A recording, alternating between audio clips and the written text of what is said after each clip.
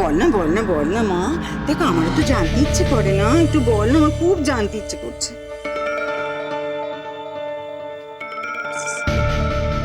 আমার কিচ্ছু মনে নেই। মিথ্যে কথা। এই বল, মিথ্যে কথা কিনা বল। মা,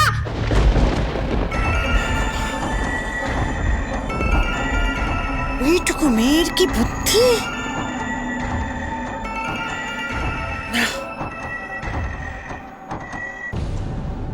এই খেলায় জেতা খুব সহজ হবে না। এই ফুলকি খুব চালাক,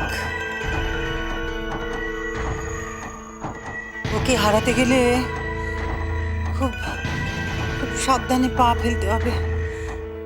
আরে দীপুটাও যে কোথায় যায় না। এই সারাদিন গায়ে হাওয়া লেগে ঘুরে বেড়াচ্ছ না? বাড়িতে থাকতে ভালো লাগে না আমার। তা লাগবে কেন? মা ভেবে ভেবে মরবে আর ছেলে গায়ে হাওয়া লাগিয়ে লাগিয়ে ঘুরে বেড়াবে। ওই ফুলকির মুখ দেখতে আমার ভালো লাগে না, হ্যাঁ? আর তোমার জন্য আমি ওকে কিছু করতেও পারছি না। মা গো মা, আমি কি তোকে কিছু করতে দিচ্ছি নাকি? আমি এমনি এমনি। থাক থাক থাক, অনেক হয়েছে। আর আমাকে বোঝাতে হবে না, আমি সব বুঝেছি। তুমি জানো তো তুমি কি করছো, কেন করছো, ব্যাস তাহলেই হবে। আমি শুধু দেখবো যে তুমি কি রাস্তাটাই না বার করো। এই আমার সঙ্গে একদম এভাবে কথা বলবি না। কেন? ভুলটা কি বলেছি শুনি? আমি তো যা করছি তোর জন্য করছি রে দীপু। আমার জন্য? আসলে আচ্ছা মা, আজ অব্দি আমার জন্য কি কি করেছো বলো তো তুমি? দীপু, আমি তোর জন্য কিছু করিনি। তুই এই কথা বলতে পারলি? মানে বাড়িতে এসেও শান্তি নেই, এই জন্য আমি বাড়িতে থাকি না। তুই যত দীপু, দীপু যাস না।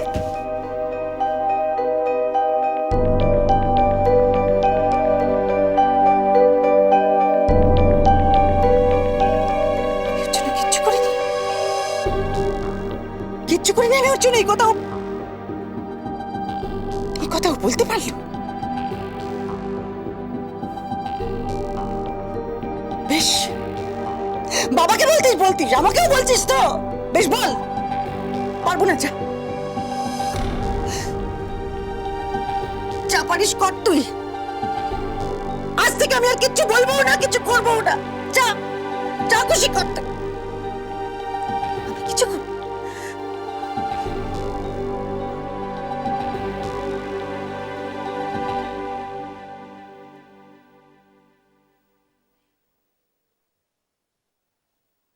দীপু,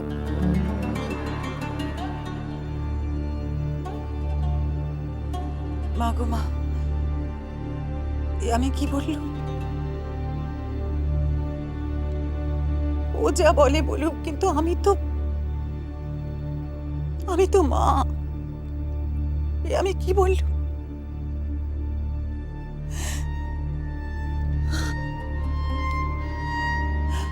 আর ও তো এমনি এমনি বলেনি। ওই ফুলকিকে দেখার পর থেকে আমার ছেলেটার মাথাটা খারাপ হয়ে গেছে। এই কথা তো ঠিক যে ঝিলিককে দীপুই দাঁড়িয়েছিল, আবার কোত্থেকে কে একজন উড়ে এসে জুড়ে বসলো। ব্যাস, ওর তো খারাপ লাগবে।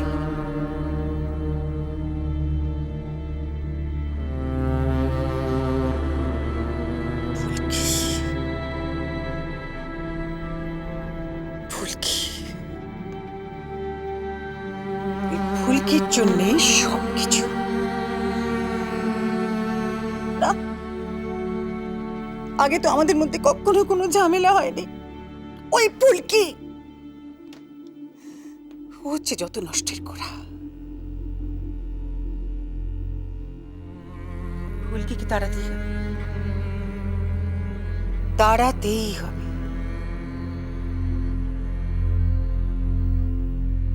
রাধা মাধব,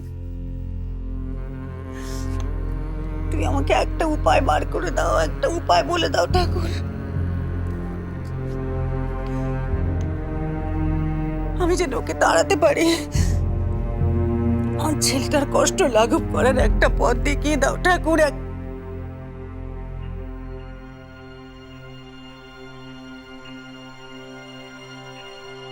আমি যেন প্রমাণ করে দিতে পারি ঠাকুর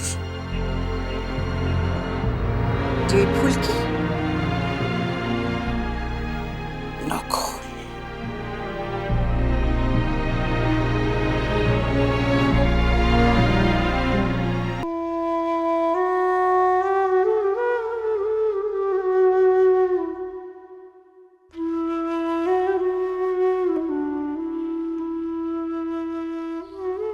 ফুলকি কি মাসিকে দেখে সত্যি সত্যি ইচ্ছে করে সরে গেল?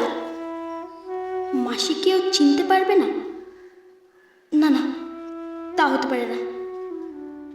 তাহলে কি মাসি সত্যি বলছে? না না, এ হতে পারে না। আমি ঠিক বলছি, মা সামনে ছিল তাই ফুলকি ওরকম করেছে।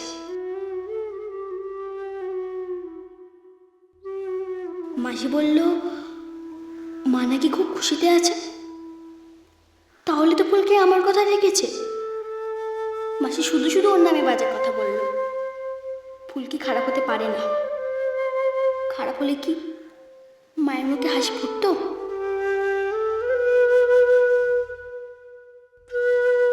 কিন্তু ঠাকুমার কি হবে? ফুলকি তো আমার মাকে খুশি করেছে পরি হয়ে। মা পরি ভাবছে ফুলকিকে, কিন্তু ঠাকুমা আমাকে ফুলকি ভাবছে না। আমি ঠাকুমার ফুলকিকে কোথার থেকে এনে দেব? মাসিকে বলেছে অনুষ্ঠানের দিন ওই বাড়িতে একবার যেতে, কিন্তু অনুষ্ঠানটা কবে? মাসি তো তা আমাকে বলল না।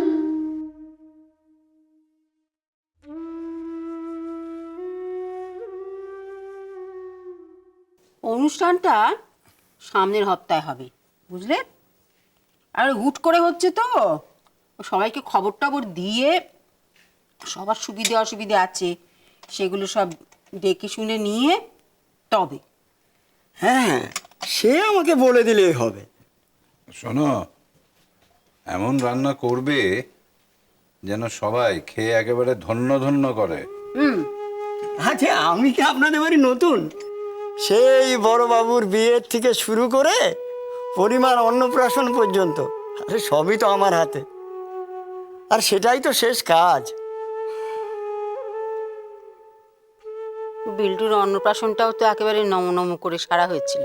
আর ছোট দাদাবাবুর বিয়ের সময় তো আমাকে একটা খবরও দেননি। সেই জন্যই তো এবারে তোমাকে খুঁজে খুঁজে বার করেছি। কেন জানো? পরীর অন্নপ্রাশনে তো তুমি রান্না করেছিলে। আচ্ছা, পরিমাণ আর কোনো খবর আছে? এই দেখো, তোমাকে তো আসল কথাটাই বলা হয়নি। সেই জন্যেই তো এই অনুষ্ঠান। সেই হারিয়ে যাওয়া পরী তো আবার ফিরে এসেছে গো। পরিমা আবার ফিরে এসছেন? বাহ, খুব ভালো কথা। জগন্নাথ দেব তাহলে মুখ তুলে চেয়েছেন। আমি রাঁধবো বাবু, আমি রাঁধবো, এমন করে রাঁধবো যাতে পরিমার আসার কথাটা সকলের মনে থাকে। আপনারা শুধু দিনটা ঠিক করে আমাকে জানিয়ে দেবেন।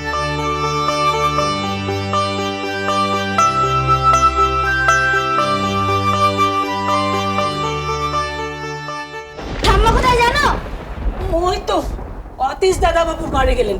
জানো, যাও, সাবধানে যেও, পড়ে যেও না, পা টিপে টিপে যেও।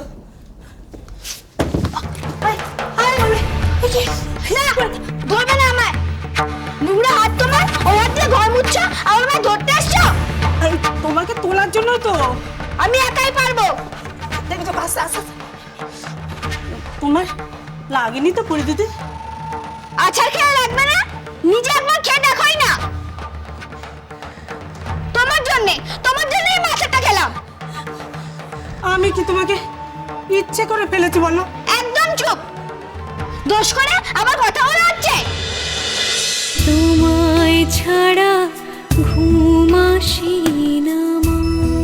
চলো চলো চলো চলো চলো পাল্টাই।